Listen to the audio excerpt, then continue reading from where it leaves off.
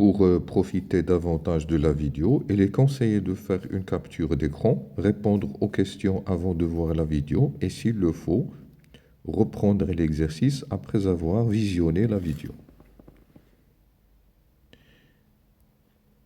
Vous pouvez lire tranquillement l'énoncé, mais on va expliquer juste les schémas. Donc là, vous avez un émetteur d'ondes ultrasonores. Donc les ondes ultrasonores, ils vont être captées par RA, par le récepteur RA et par le récepteur R2.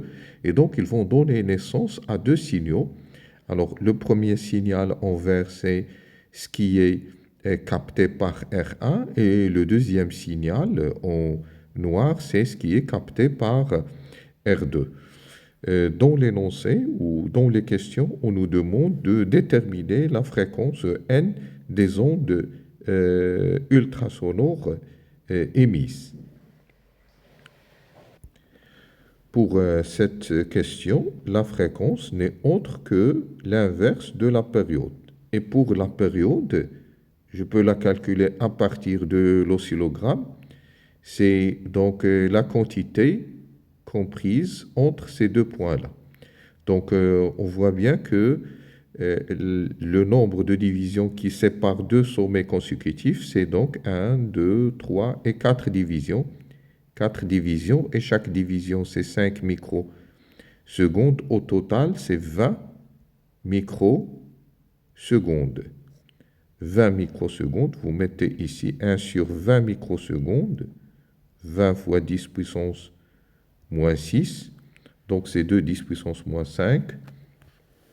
Alors si vous l'inversez, c'est 0,5 10 plus 5, 0,5 10 plus 5, c'est 5 10 plus 4. 5, 10 plus 4, ça c'est la fréquence et c'est la réponse à la première question. Pour la longueur d'onde lambda, eh bien la longueur d'onde lambda, c'est juste la différence entre ces deux distances, à savoir d est égal à 3,5 cm et d est égal à 2,8 cm. Donc la différence, cette différence, ce n'est autre que lambda.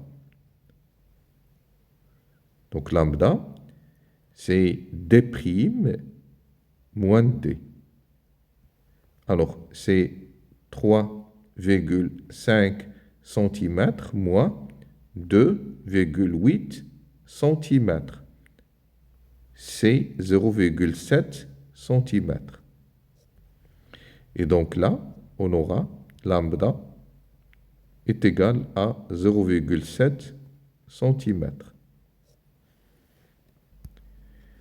Dernière question, calculer la célérité V des ultrasons dans l'air. Simple, alors nous savons que V est égal à lambda fois la fréquence N. Lambda, c'est 0,7 cm fois 10 puissance moins 2, que l'on va multiplier par, la fréquence N, c'est 5 fois 10 puissance 4. Ça donne une valeur de 350 mètres par seconde.